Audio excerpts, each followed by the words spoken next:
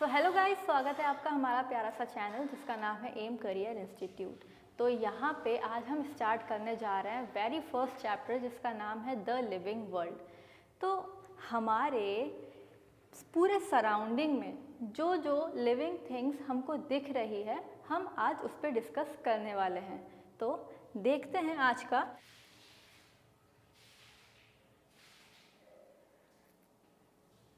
तो देखो बच्चों, सबसे पहले अपन आते हैं चैप्टर के नाम पे।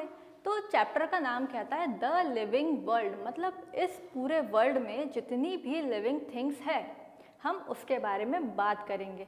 अब हम जैसे ही बाहर जाते हैं तो हमको इंसान देखने के लिए मिलते हैं, हमको डॉगी देखने के लिए मिलता है, हमको कैट देखने के लिए मिलती है, हमको प्लांट देखने के लिए मिलता है, हमको ट्रीज देखने के लिए मिलती है। लेकिन उसी के साथ साथ हमको टेबल देखने के लिए मिलती है, हमको कार देखने के लिए मिलती है। लेकिन क्या टेबल और कार लिविंग है? यही बात का जो आंसर है वो हमको मिलेगा इस चैप्टर में। जब भी हम लिविंग की बात करते हैं तो हम देखते हैं कि लिविंग के कैरेक्टरिस्टिक्स क्या होते हैं। क्या जैसे कि लिविंग रेस्पिरेशन कर सकता है? क्या नॉन लिविंग रेस्पिरेशन कर सकता है? नहीं ना। तो इसी तरीके से जितने भी स्टेप बाय स्टेप कैरेक्टरिस्टिक हैं वो सारे ही पॉइंट्स हम इस चैप्टर के थ्रू कवर करेंगे। अब जैसे कि मैं आपके सामने खड़ी हूँ, ठीक है, तो मैं लोकोमोशन कर पा रही हूँ, मैं इधर से उधर चल के जा पा रही हूँ, मैं बोल पा रही हूँ, मैं रेस्पिरेशन कर पा रही हूँ, ठीक है। तो क्या एक नॉन लिविंग ये सारी चीज़ें कर सकता है? ऑफ कोर्स नहीं। तो यहाँ पे तो जब भी हम लिविंग के कैरेक्टर देखते हैं तो we try to define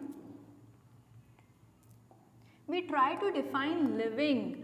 We conventionally look for the distinctive characteristics। जो लिविंग के कैरेक्टरिस्टिक्स हैं हम उस पे गौर करते हैं कि लिविंग ऐसा है, नॉन लिविंग वैसा है। क्या लिविंग ऐसा कर पा रहे तो नॉन लिविंग वैसा कर पाएगा, है ना। तो यहाँ पे हम ये सारी चीज़ें एक दूसरे से कंपेयर करते हैं।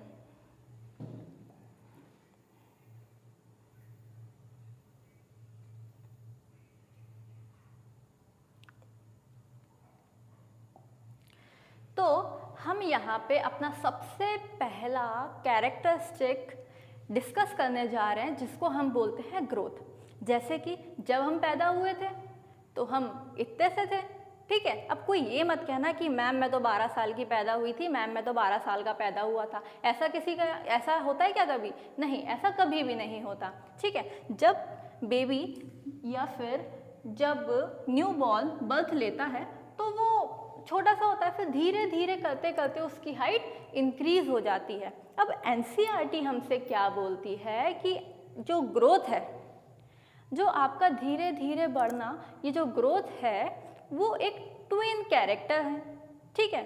और ये आपके नीट के एग्जाम में आपको या तो +4 करवा सकता है या -1 करवा सकता है। इसलिए ध्यान से सुने कि जो ग्रोथ है वो ट्विन कैरेक्टर है। ट्विन कैरेक्टर मतलब दो कैरेक्टर। पहला कैरेक्टर इंक्रीज इन मास। पहले आप जैसे ही आपने बर्थ लिया तो आपका वेट हो सकता है 2 किलो 3 किलो, है ना। लेकिन अभी देखो आपका वेट होगा 40 से 60 के बीच में। तो कहीं ना कहीं इंक्रीज इन मास नहीं हुआ क्या? ऑफ कोर्स हुआ। अब दूसरा कैरेक्टर मतलब दूसरे पे बात करते हैं तो इंक्रीज इन नंबर। अब ऐसा मत बोलना कि मैम मैं तो पहले एक ही पैदा हुआ था और अभी तक एक ही हूँ, ऐसा नहीं होता। हमारे अंदर रहने वाली जो सेल्स हैं क्या उसमें मल्टीप्लिकेशन नहीं हो रहा? ऑफ कोर्स हो रहा है। अब जस्ट एग्जांपल लेके चलते हैं। एक ये रही हमारी प्यारी सी सेल, ये रहा इसके अंदर साइटोप्लाज्म और ये रहा इसका प्यारा सा न्यूक्लियस, ठीक है। अब कुछ समय बाद ये जो सेल है वो और मैच्योर होगी। देखो ये हो गई सेल मैच्योर। सबसे पहली बात हमने स्टार्ट करा था डॉटर सेल से, तो हम इसको बोल देते हैं डॉटर सेल।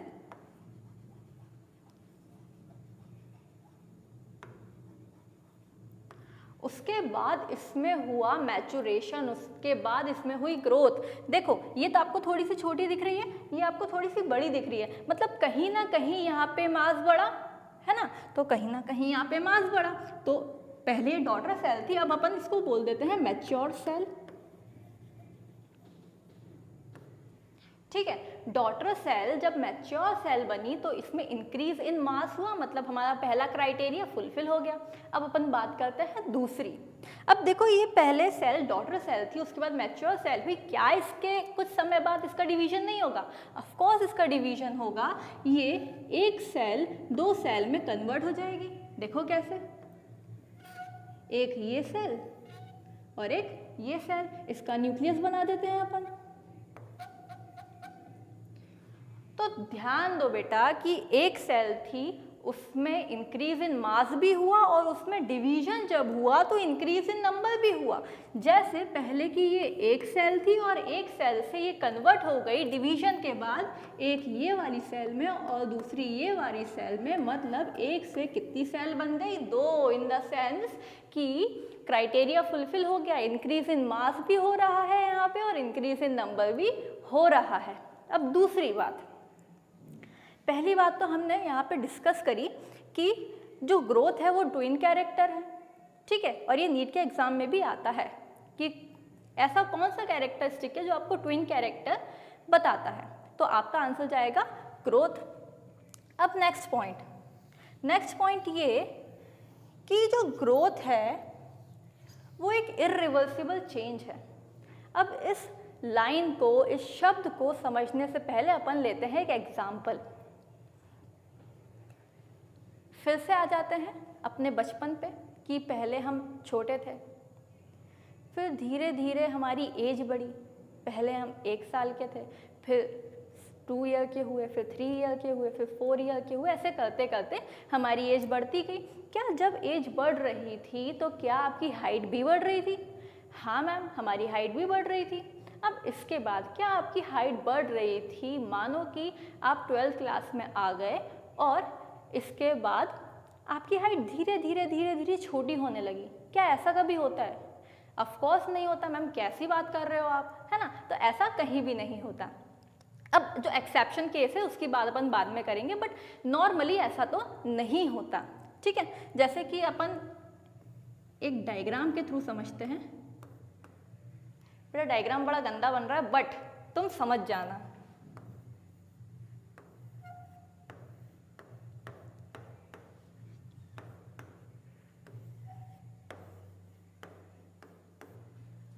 तो ये है हमारा चिंटू, ठीक है, इसका क्या नाम है? चिंटू। अब जब ये 5 साल का था तब इसकी हाइट इतनी थी। जब ये 10 साल का हुआ तो इसकी हाइट थोड़ी सी इंक्रीज हुई। जब ये 15 साल का हुआ तो इसकी हाइट और भी ज़्यादा इंक्रीज हो गई।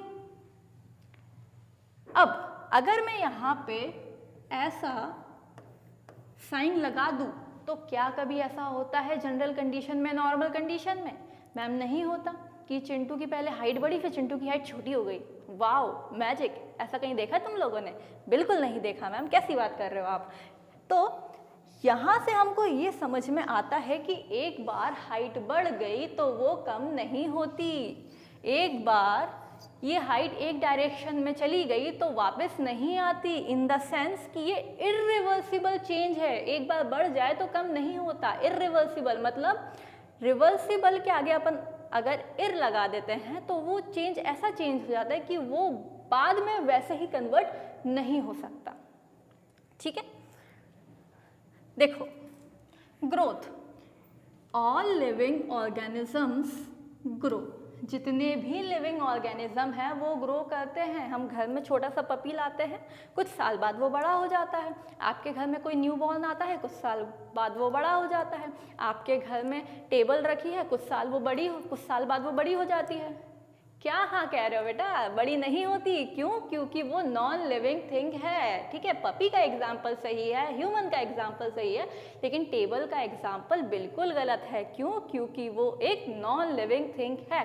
हम बचपन में एक टेबल लेके आए थे, लेकिन 10 साल बाद भी देखें तो उस टेबल की हाइट उतनी ही रहेगी। Answer it's non living. Okay, irreversible change, ये एक इर्रिवर्सिबल चेंज है जो आप बहुत ही अच्छे तरीके से समझ चुके हैं। It is a twin character, इसके आगे बेटा लिख लेना NEET. It is an important line of NCERT.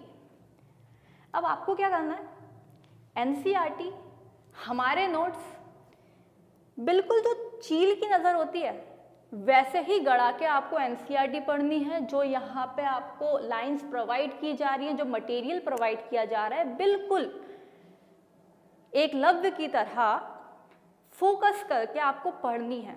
क्योंकि यहाँ पे जो लाइन लिखी है और एनसीईआरटी की एक एक लाइन हम यहाँ पे लिखते हैं, और जो एनसीईआरटी की एक एक लाइन है वहीं से उठ के क्वेश्चन आता है। ठीक है, तो यहाँ से ये जो पॉइंट है वो बहुत ही इंपॉर्टेंट हो जाता है। इस पे क्वेश्चंस भी देखेंगे अभी अपन।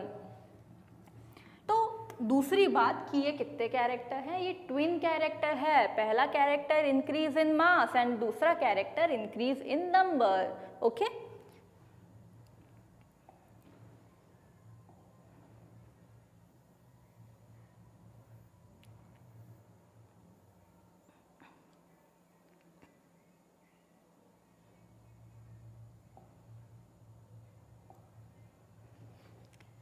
ग्रोथ के बारे में थोड़ी सी और जानकारी ले लेते हैं। ठीक है, अब जो ग्रोथ होती है बेटा, जो ग्रोथ होती है वो होती है दो तरीके की। ठीक है, जो ग्रोथ होती है वो होती है दो तरह की। पहला अपन पढ़ेंगे इंट्रिंसिक ग्रोथ, दूसरा अपन पढ़ेंगे एक्सट्रिंसिक ग्रोथ। ठीक है, तो यहाँ पे मैं लिख देती हूँ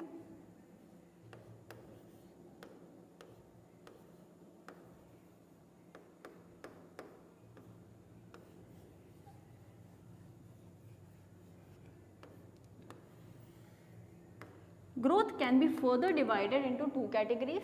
First is extrinsic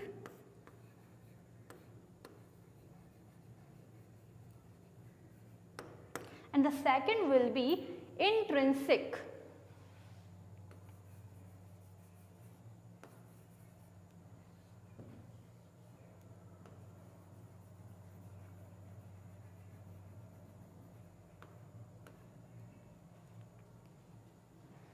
देखो बेटा, अब अगर आपको बायोलॉजी पढ़नी है तो आपकी इमेजिनेशन पावर बहुत खतरनाक होनी चाहिए।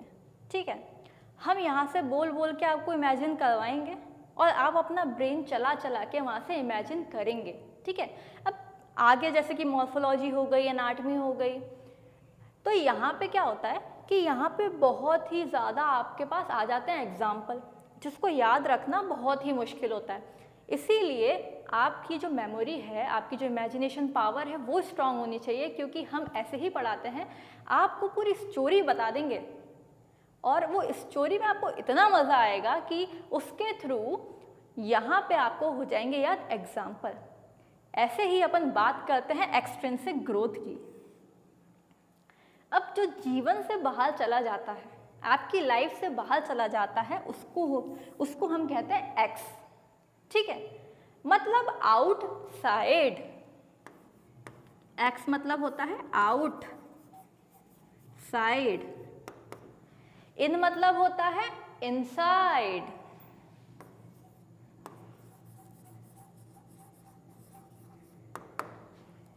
ठीक है, एक्सट्रिंसिक मतलब आउटसाइड, इंट्रिंसिक में जो इन है मतलब इनसाइड।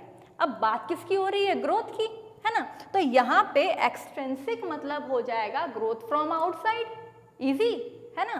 तो एक्सट्रिंसिक मतलब हो जाएगा ग्रोथ फ्रॉम आउटसाइड और इन मतलब इनसाइड। तो इंट्रिंसिक का मतलब क्या हुआ? Growth from inside. मेरे पास जगह नहीं है बट आप यहाँ पे लिख लेना ग्रोथ फ्रॉम इनसाइड।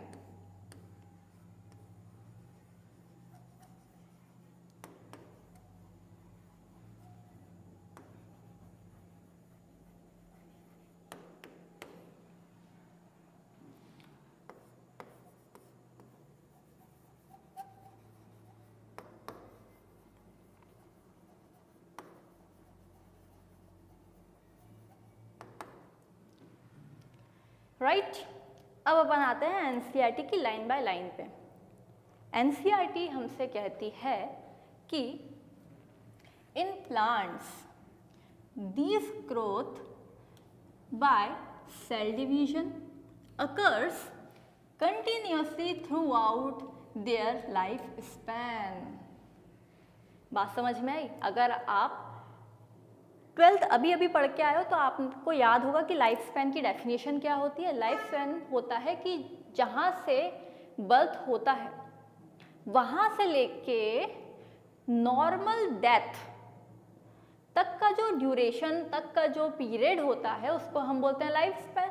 तो ऑफ कोर्स एनिमल की भी लाइफ स्पैन होगी, ह्यूमंस की भी लाइफ स्पैन होगी और प्लांट्स की भी लाइफ स्पैन होगी, राइट। तो अब यहाँ पे एनसीईआरटी हमसे कहती है कि प्लांट्स में जो सेल मतलब जो ग्रोथ होती है वो लाइफ टाइम चलती रहती है। मैम हमने तो नहीं देखा। बेटा आपके पास इतना टाइम ही नहीं है कि आप 4-6 साल बैठ के एक प्लांट को देखो, हाँ 1 इंच बढ़ गया, हाँ 5 सेंटीमीटर बच गया या फिर 5 सेंटीमीटर बढ़ गया। नहीं, हम ऐसा नोटिस तो नहीं करते, बट जो प्लांट्स हैं उनमें जो ग्रोथ होती है वो लाइफ टाइम चलती है। लेकिन क्या जो ह्यूमंस है, क्या जो एनिमल है, उनमें जो ग्रोथ है वो लाइफ टाइम चलती है? नहीं। In living organism growth is from inside. ये तो हम देख चुके हैं कि जो लिविंग ऑर्गेनिज्म होते हैं उनके अंदर ग्रोथ इनसाइड होती है और उसी ग्रोथ को हम क्या बोलते हैं बच्चों? उसी ग्रोथ को हम बोलते हैं इंट्रिंसिक ग्रोथ। ये तो आपको बहुत अच्छे से आ गया है।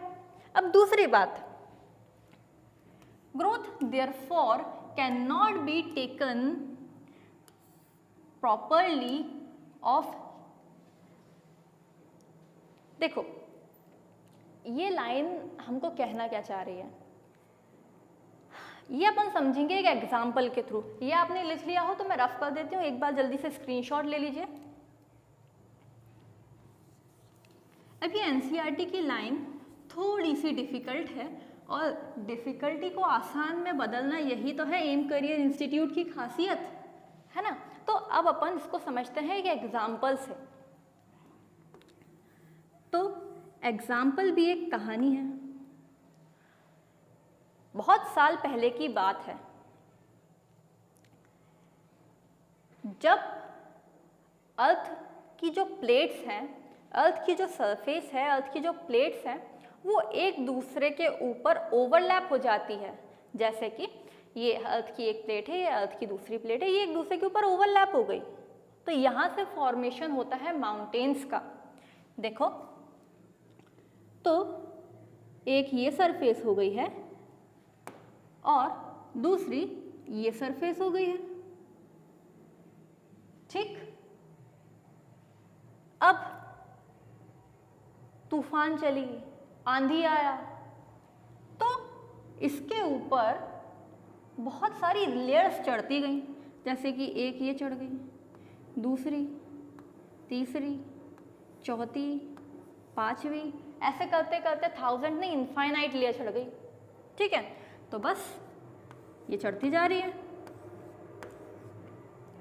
तो मेरे समझाने का मतलब ये था कि हमने स्टार्ट यहाँ से किया था, पहले इसकी हाइट इतनी थी, फिर जब हमने इसको 10 साल बाद जाके देखा तो इसकी हाइट इतनी हो गई। तो क्या इसमें ग्रोथ हो रही है? यस मैम, इसमें तो ग्रोथ हो रही है। लेकिन क्या ये लिविंग ऑर्गेनिज्म है? नो मैम, ये तो लिविंग ऑर्गेनिज्म नहीं है। इससे हमको ये समझ में आता है कि अगर हम लिविंग की बात करें तो उसमें हमको ग्रोथ देखने के लिए मिलती है, बट अगर हम नॉन लिविंग की बात करें तो उसमें हमको ग्रोथ देखने के लिए नहीं मिलती। ऐसा बिल्कुल नहीं है। जब हम लिविंग की बात करते हैं तो उसमें भी ग्रोथ देखने के लिए मिलेगी, नॉन लिविंग की बात करेंगे तो उसमें भी ग्रोथ देखने के लिए मिलेगी। अगर अपन इस पेन का एग्जाम्पल लें, इस पेन को किसी ने भी टच नहीं किया और जब जहाँ पे ये रखा है वहाँ पे बहुत दिनों से सफाई नहीं हुई है, तो ये पेन बेचारा ऐसे ही पड़ा हुआ है। इसके ऊपर धूल की लेयर चढ़ती जाएंगी कि नहीं चढ़ती जाएंगी, ठीक है। तो इसके ऊपर धूल की लेयर चढ़ती जाएगी। अब भले ही वो माइक्रो में इंक्रीज हो रही है, ठीक है, मतलब पहले इसकी वृद्धि इतनी थी, इसके ऊपर बहुत सारी धूल की लेयर चढ़ गई तो इसकी वृद्धि इतनी हो गई। तो क्या इसमें ग्रोथ हो रही है? ऑफ कोर्स मैम इसमें भी ग्रोथ हो रही है, तो ये भी लिविंग कहलाना चाहिए। लेकिन ऐसा है क्या कि ये लिविंग है? नहीं, ये लिविंग नहीं है। इसीलिए बहुत ध्यान से सुनना मेरी बात, इसीलिए जो ग्रोथ है वो लिविंग में भी देखने के लिए मिल रही है, जो ग्रोथ है वो नॉन लिविंग में भी देखने के लिए मिल रही है। यही एक रीज़न है कि जो ग्रोथ है वो एक नॉन डिफाइनिंग कैरेक्टर है, ठीक है, समझ में आ रहा है? ये लिविंग का एक कैरेक्टर तो है, लेकिन क्या ये पूरे क्राइटेरिया को फुलफिल कर रहा है? नो मैम, ये पूरे क्राइटेरिया को तो फुलफिल ही नहीं कर रहा है। तो इसीलिए हम इसको बोलते हैं नॉन डिफाइनिंग कैरेक्टर। तो यहाँ पे स्टार लगा के एक पॉइंट लिखिए या फिर एक टेबल बनाइए।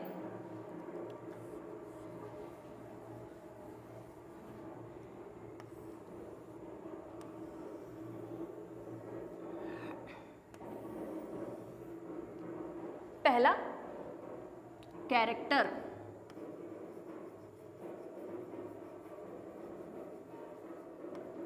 दूसरा कॉलम डिफाइनिंग कैरेक्टर,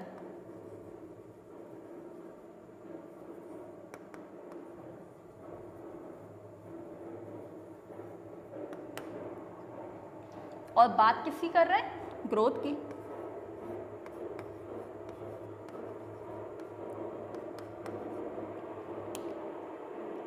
तो क्या लिविंग का एक कैरेक्टर ग्रोथ है? यस मैम, तो राइट टिक लगा दिया। क्या ग्रोथ एक डिफाइनिंग कैरेक्टर है? नो मैम, तो हमने यहाँ पे रॉन्ग लगा दिया, ठीक है। और यही क्वेश्चन आएगा नीट में कि ग्रोथ एक डिफाइनिंग कैरेक्टर है कि नहीं है, तो आपका आंसर जानना चाहिए कि हाँ, ये एक नॉन डिफाइनिंग कैरेक्टर है। इसके बाद अपन चलते हैं दूसरे कैरेक्टर पे।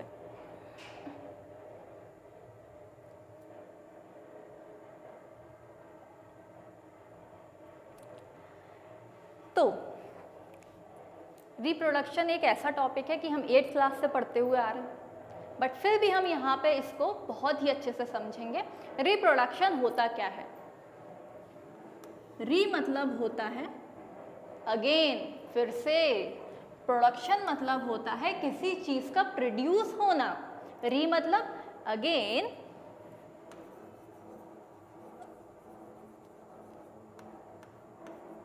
और प्रोडक्शन मतलब होता है किसी चीज का प्रोडक्शन होना। इतनी बात समझ में आई। अब अपन बात करते हैं इसकी डेफिनेशन क्या होती है। The production of new offspring is known as reproduction. Very simple. अब तुम लोग को ये भी बात पता है कि रिप्रोडक्शन कितने तरीके के होते हैं। तो रिप्रोडक्शन होते हैं बच्चों 2 तरीके के। एक रिप्रोडक्शन एसेक्सुअल रिप्रोडक्शन होता है और दूसरा सेक्सुअल रिप्रोडक्शन होता है। अब ये अपन जल्दी जल्दी कवर करेंगे क्योंकि ये जितनी भी चीज़ें हैं वो सबको पता है। अब जल्दी जल्दी हाँ में हाँ मिलाते जाना कि जब भी अपन एसेक्सुअल रिप्रोडक्शन की बात करते हैं तो इसमें कितने पेरेंट्स इन्वॉल्व होते हैं? सिंगल पेरेंट इन्वॉल्व होता है इसमें। दूसरी बात, क्या इसमें कोई गैमेट का फॉर्मेशन होता है? नो मैम, इसमें गैमेट का फॉर्मेशन नहीं होता। लेकिन मैम हमको ये चीज़ अच्छे से समझ में नहीं आई, है ना। तो अब अपन समझते हैं इसको थोड़ा सा अच्छे से। अपन एक एग्जाम्पल लेते हैं अमीबा का।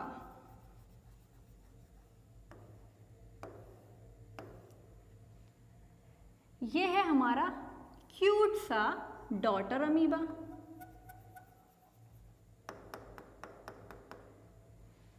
कितने हैं? 2?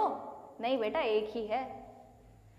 तो ये हमारा हो गया डॉटर अमीबा। अब कुछ समय बाद इसमें ग्रोथ होगी और ये मैच्योर होगा, तो ये हो गया हमारा एक mature amoeba.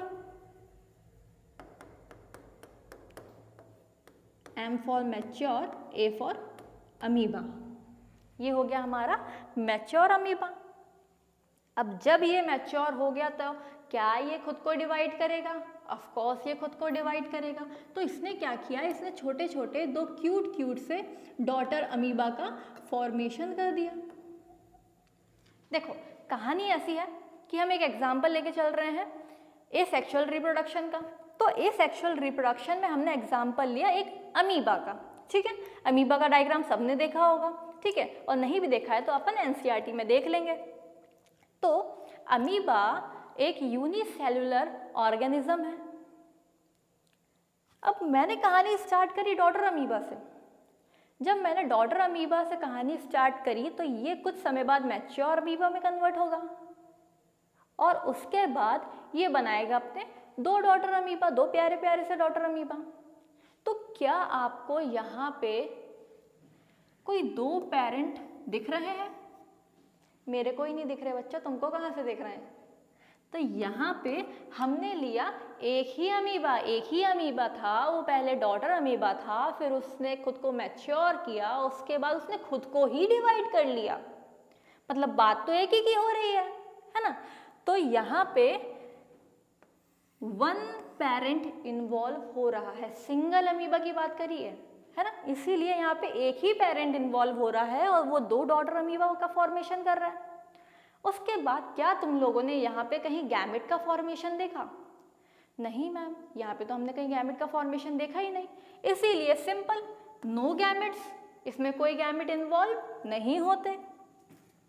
Offspring are genetically the same as parents. देखो ऐसा है कि जब भी अपन जेनेटिक्स की बात करते हैं तो अपन आते हैं जेनेटिक मटेरियल जिसको हम कहते हैं डीएनए।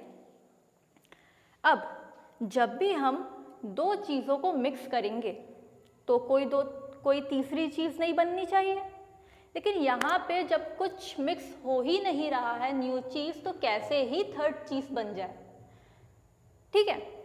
इसका मतलब ये कि जैसा ये डॉटर अमीबा था वो वैसे ही दो डॉटर अमीबा का फॉर्मेशन करेगा कि नहीं करेगा? ऑफ कोर्स करेगा। जैसा ये वैसे उसके बच्चे, क्योंकि इसके अंदर हमने कोई भी चीज़ इन्वॉल्व नहीं करी है, इसके अंदर दो पेरेंट इन्वॉल्व नहीं हो रहे, इसमें एक ही पेरेंट है और उसी पेरेंट का डिवीजन हमको देखने के लिए मिला। इसीलिए इसके जो ऑफस्प्रिंग है वो हमको बिल्कुल उसके पेरेंट्स जैसे देखने के लिए मिलेंगे। अब एनसीईआरटी ना हमसे एक लाइन और कहती है, शायद नहीं, वो चैप्टर अभी 12th में से रिड्यूस हो गया है, लेकिन वो चैप्टर पूछा जाता है। पहली एक लाइन है जो कहती है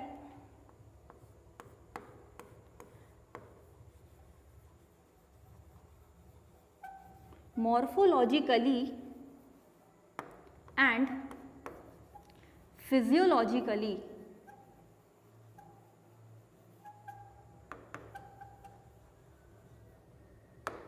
सिमिलर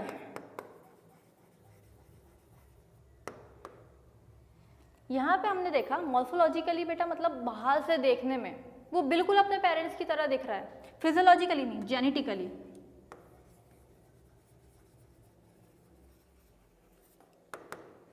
मॉर्फोलॉजिकली मतलब बाहर से देखने में भी और जेनेटिकली भी मतलब अंदर से जितना भी डीएनए मटेरियल है उसके अंदर बिल्कुल सेम है, तो उसको हम बोलते हैं क्लोन। Very important. जो ऑर्गेनिज्म मॉर्फोलॉजिकली और जेनेटिकली बिल्कुल सिमिलर होते हैं उनके पेरेंट्स की तरह, उनको हम बोलते हैं क्लोन। और ये है बेटा नीट का, ये है क्वेश्चन नीट का, ठीक है, तो इस पर ध्यान रखना। और ये क्लोन देखने के लिए कहाँ मिलेंगे आपको? क्या ये आपको सेक्सुअल रिप्रोडक्शन में देखने के लिए मिलेंगे? नहीं मैम। क्यों? क्योंकि सेक्सुअल रिप्रोडक्शन में मिक्सअप हो रहा है दो पेरेंट्स का, दो जेनेटिक मटेरियल का। जब दो चीज़ें मिलेंगी तो कुछ एक नया बनेगा, वो अपने पेरेंट्स की तरह नहीं बनेगा। अब बन सकता है लेकिन उसमें 1% 2% कुछ तो चेंज होगा क्योंकि दो चीज़ों का मिक्सअप है। लेकिन जब हम एसेक्सुअल पेरेंट की बात कर रहे हैं तो इसमें तो एक ही पेरेंट है, किसी का मिक्सअप हो ही नहीं रहा है। इसका मतलब ये कि यहाँ पे हमको मॉर्फोलॉजिकली बाहर से देखने में जेनेटिकली अंदर में जो जेनेटिक मटेरियल है वो बिल्कुल सेम होगा, इसका मतलब क्लोन बनेगा। समझे? अब दूसरी बात अपन करते हैं सेक्सुअल रिप्रोडक्शन की। पूरा जितना भी ये सेक्सुअल रिप्रोडक्शन था, जितना भी आपके लिए इम्पोर्टेंट था, वो अपन यहाँ पे सब कुछ डिस्कस कर चुके हैं। इसके बाद अपन आएंगे एनसीईआरटी की लाइंस पे। उससे पहले अपन एक बार डिस्कस करते हैं सेक्सुअल रिप्रोडक्शन क्या होता है।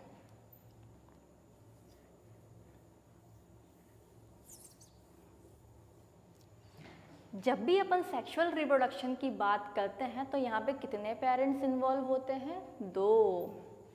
Usually involves 2 parents. क्या यहाँ पे गैमेट का फॉर्मेशन होता है? ऑफ कोर्स मैम, अभी 12th में पढ़ के आए, ओवम और स्पर्म, वो गैमेट्स ही तो हैं। तो यस, यहाँ पे गैमेट्स इन्वॉल्व होते हैं। जो एग और स्पर्म होता है, जो ओवम और स्पर्म होता है, क्या उनमें फर्टिलाइजेशन होता है? ऑफ कोर्स मैम होता है, तभी तो जाइगोट बनता है, मतलब इसमें फर्टिलाइजेशन भी होगा।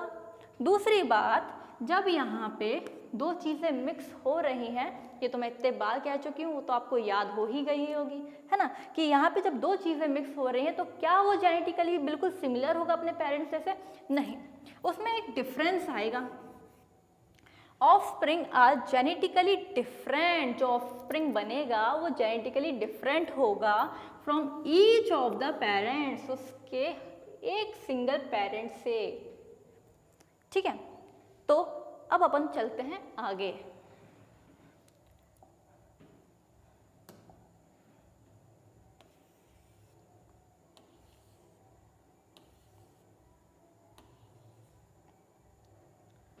वाओ, देखा कितना प्यारा डायग्राम है। ये डायग्राम है एनसीईआरटी का। अब मज़ा आ रहा है क्लास में?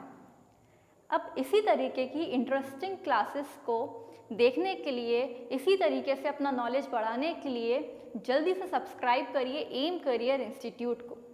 अब अपन आगे चलते हैं इसके साथ साथ इसके एग्जाम्पल्स पे। सबसे पहले अपन पढ़ेंगे किसके बारे में? सबसे पहले अपन पढ़ेंगे फंगाई के बारे में।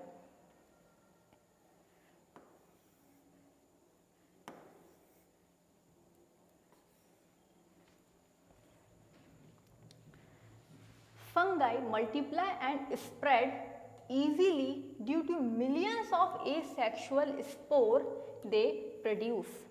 जो फंगाई होती है बेटा, वो मिलियंस में अपने स्पोर बनाती है और एसेक्सुअली खुद को डिवाइड करती चलती है। इसीलिए ये एग्जाम्पल हम पढ़ते हैं एसेक्सुअल रिप्रोडक्शन में। नेक्स्ट,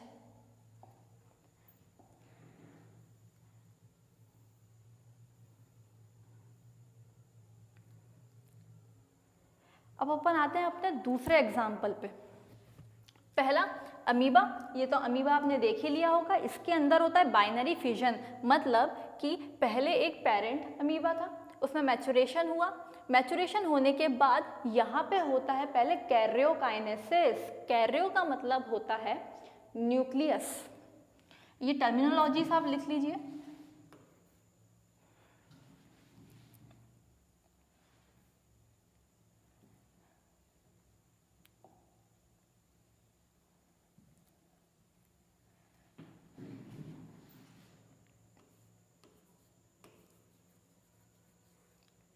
कैरियो का मतलब होता है बेटा न्यूक्लियस।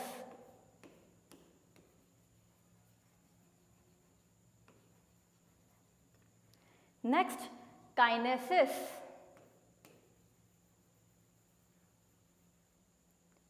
काइनेसिस का मतलब होता है डिवीजन।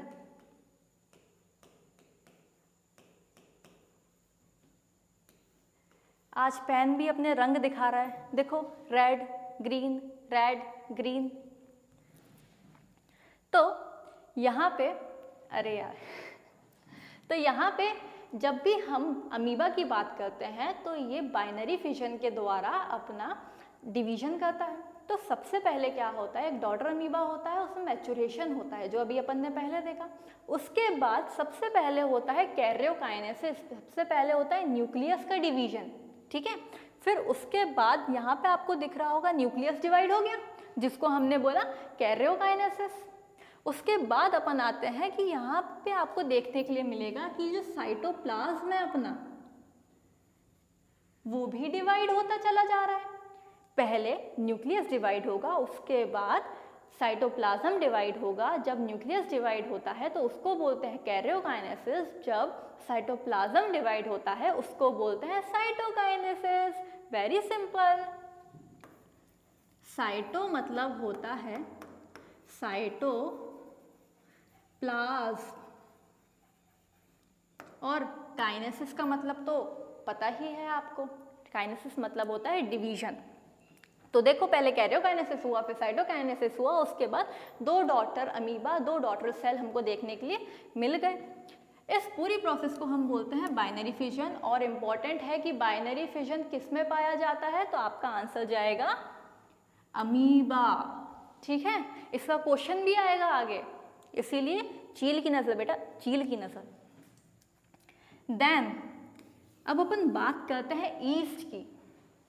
ब्रेड खाते हो, चीज खाते हो, वो सब अधूरी है ईस्ट के बिना। ये सब हम आगे पढ़ेंगे, बट अभी इनका देख लो कि ये डिवाइड कैसे करते हैं। जब भी अपन ईस्ट की बात करते हैं तो वो खुद को डिवाइड करती है by the process of budding. जैसे कि हमने ये एक पूरी पेरेंटल बॉडी ले ली, किसकी? ऑफ कोर्स ईस्ट की, क्योंकि हम बात ही ईस्ट की कर रहे हैं। ठीक है, तो हमने क्या किया, एक पूरी पेरेंटल बॉडी ले ली ईस्ट की। कुछ समय बाद इसके ऊपर एक छोटी सी बर्ड आ जाती है। इसका मतलब ये है कि मैं यहाँ पे खड़ी हूँ इसका मतलब ये है कि मैं यहाँ पे खड़ी हूँ और मैं ईस्ट हूँ। कुछ समय बाद यहाँ पे मेरे एक छोटी सी बॉल बन जाएगी और उस बॉल के अंदर से एक नए ईस्ट का फॉर्मेशन हो जाएगा। एग्जाम्पल बड़ा गंदा था, लेकिन होता ऐसा ही है कि जैसे कि ये पूरी ईस्ट की पेरेंटल बॉडी हो गई, उसके ऊपर एक छोटी सी बर्ड बन गई। क्योंकि इसके ऊपर एक छोटी सी बर्ड बन जाती है, इसी वजह से हम इस प्रोसेस को बोलते हैं बडिंग। अब ये जो बर्ड बनी है, इससे एक पूरा न्यू ईस्ट का फॉर्मेशन हो जाएगा। इजी बेटा। अब देख लेते हैं, in lower organism like yeast and hydra we observe budding. जब भी हम लोअर ऑर्गेनिज्म की बात करते हैं, ये मैं नहीं कह रही हूँ, ये मैं तो कह ही रही हूँ, लेकिन ये एनसीईआरटी की लाइन है कि लोअर ऑर्गेनिज्म की जब हम बात करते हैं तो हम इसमें देखते हैं ईस्ट और इसमें हम देखते हैं हाइड्रा। इन दोनों में ही हमको ऑब्जर्व होती है बडिंग।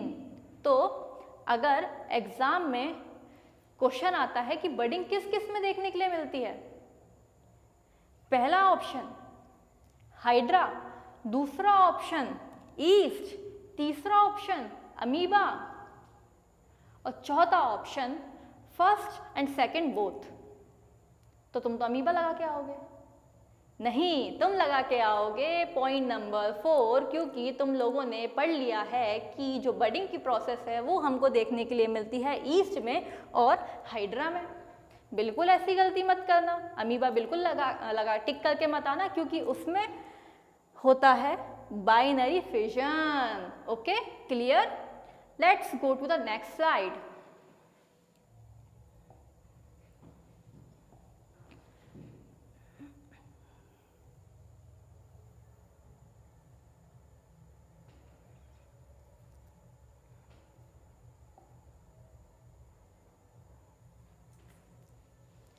अब एनसीईआरटी के एक और एग्जाम्पल पे चलते हैं। नेक्स्ट एग्जाम्पल है अपना प्लेनेरिया। प्लेनेरिया को हम फ्लैटवॉर्म्स भी कहते हैं। अब जब भी हम प्लेनेरिया की बात करते हैं बच्चों, तो इस डायग्राम से मैं तुमको समझाने की कोशिश करती हूँ। जैसे कि हमने क्या किया, ये है हमारा एक प्लेनेरिया, हमने लिया एक प्लेनेरिया, उसको हमने क्या किया, 3 पार्ट्स में डिवाइड कर दिया। और जब हम इन 3 पार्ट्स को कुछ समय बाद इंडिविजुअली देखेंगे तो वो पार्ट ग्रो करके एक पूरा अमीबा बना देंगे। ये क्या बात हुई मैम? ये ऐसी बात हुई बेटा कि हमने क्या किया, हमने एक फुल बॉडी ली, फुल बॉडी को 3 पार्ट्स में डिवाइड कर दिया। अगर बॉडी 3 इक्वल वैसे ही पार्ट्स बना देती है, फुल बॉडी बना देती है, तो वो एग्जाम्पल हो जाएगा प्लेनेरिया। लेकिन बेटा आप प्लेनेरिया पे ही यूज करना और किसी पे यूज मत करना, ठीक है?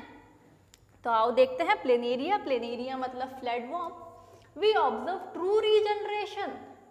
देखो बेटा, री का मतलब हो गया फिर से, अगेन, और जनरेशन मतलब जनरेट होना। इससे फिर से देखो, एक प्लेनेरिया था, उसके 3 पार्ट करे और उन तीनों पार्ट से एक न्यू प्लेनेरिया का फॉर्मेशन हो गया। मतलब प्लेनेरिया तो एक था, अब आप इसके जितने टुकड़े करोगे उतने न्यू प्लेनेरिया बनेंगे। Planaria number 1, planaria number 2, planaria number 3, हो गए 3 प्लेनेरिया। तो इसको कहते हैं ट्रू रीजनरेशन। नीट में क्वेश्चन आएगा कि ट्रू रीजनरेशन किस में देखने के लिए मिलता है, तो ऑफ कोर्स हमारा आंसर जाएगा planaria.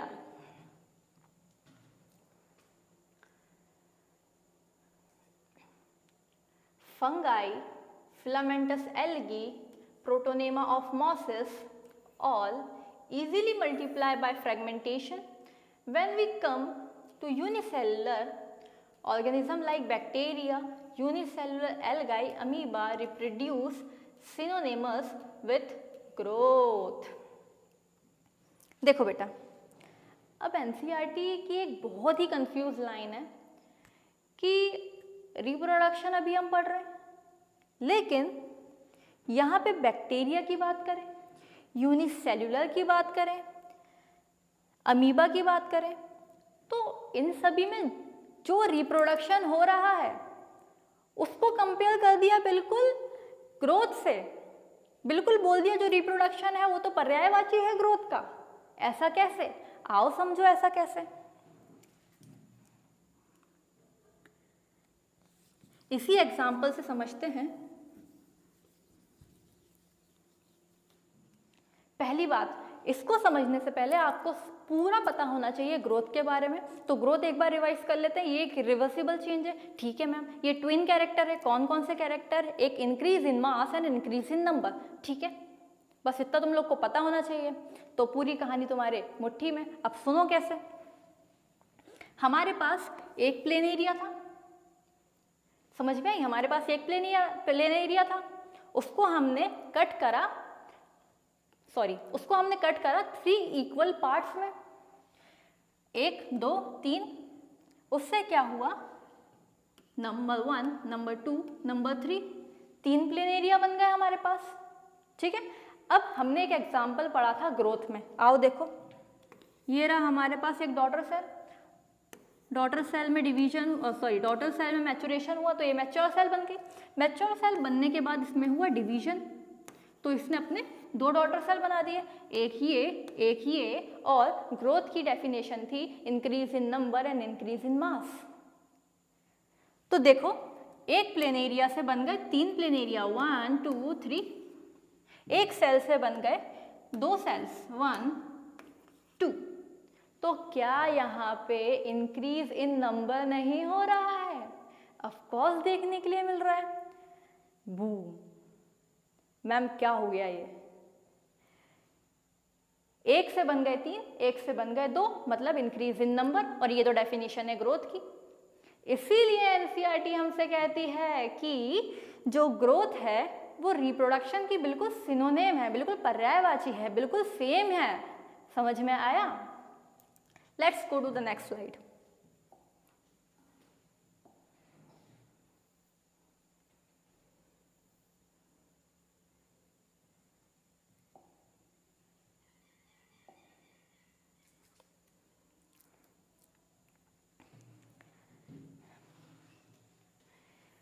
There are many organisms which do not reproduce. Very interesting.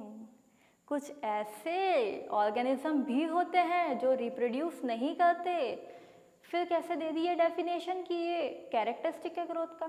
ये तो फुलफिल ही नहीं कर रहे। कौन फुलफिल नहीं कर रहा? देखो जरा।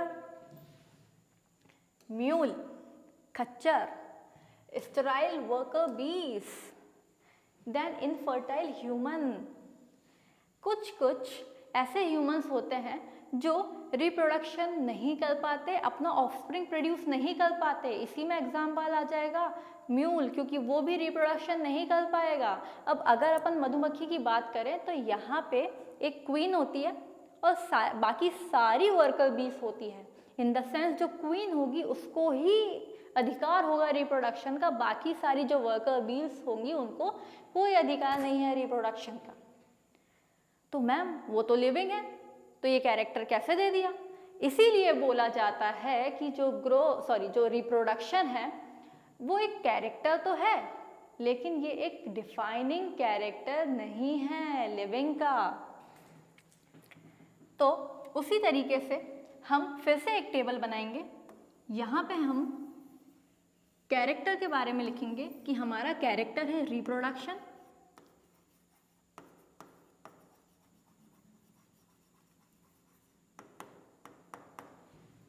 First character, next defining character,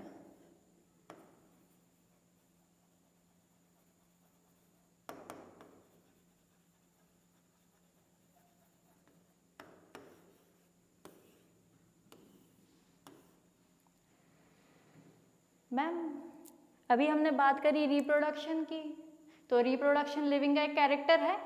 of course है। क्या ये एक डिफाइनिंग कैरेक्टर है? नहीं बेटा, ये डिफाइनिंग कैरेक्टर नहीं है। क्यों? क्योंकि हमने अभी पढ़ा कि लिविंग ऑर्गेनिज्म में रिप्रोडक्शन तो देखने के लिए मिलता है, लेकिन सारे ही लिविंग ऑर्गेनिज्म में रिप्रोडक्शन देखने के लिए मिले, ये बात सही नहीं है। जैसे कि एग्जाम्पल दो मैम। पहला एग्जाम्पल म्यूल खच्चर, दूसरा एग्जाम्पल वर्कर बीस, तीसरा एग्जाम्पल इनफर्टाइल ह्यूमन। इनमें रिप्रोडक्शन नहीं देखने के लिए मिलता, इसीलिए एक ये नॉन डिफाइनिंग कैरेक्टर है। अभी एक क्वेश्चन भी आएगा नीट का कि कौन कौन से जो कैरेक्टर हैं वो नॉन डिफाइनिंग कैरेक्टर हैं। तो अभी तक जल्दी बताओ, हमने कौन कौन से ऐसे कैरेक्टर पढ़े जो लिविंग के नॉन डिफाइनिंग कैरेक्टर हैं। पहला हमने पढ़ा ग्रोथ, क्या वो नॉन डिफाइनिंग कैरेक्टर था? Yes ma'am. दूसरा हमने पढ़ा रिप्रोडक्शन, क्या वो नॉन डिफाइनिंग कैरेक्टर था? Yes ma'am. तो ग्रोथ और रिप्रोडक्शन दोनों ऐसे कैरेक्टर हैं जो नॉन डिफाइनिंग कैरेक्टर हैं। लिविंग में तो होते हैं, लेकिन इसमें एक्सेप्शन देखने के लिए मिलेगा आपको, इसीलिए ये कहलाते हैं नॉन डिफाइनिंग कैरेक्टर।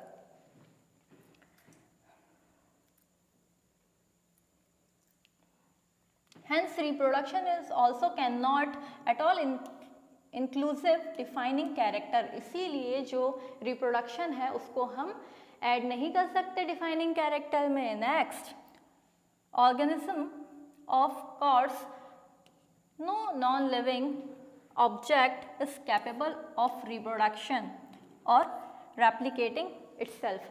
ये लाइन ये कह रही है, बहुत ही सिंपल सी है, देखो ये लाइन ये कह रही है कि एक पेन है, ये नॉन लिविंग थिंग है, ठीक है। आज मैं इसको छोड़ के जा रही हूँ तो कल ये 2 या 2 से 4 में कन्वर्ट नहीं होगा। ये खुद अपना रिप्रोडक्शन नहीं कर सकता, ये खुद को रेप्लिकेट नहीं कर सकता। सिंपल। अब चलते हैं अपन लिविंग के नेक्स्ट कैरेक्टर की तरफ।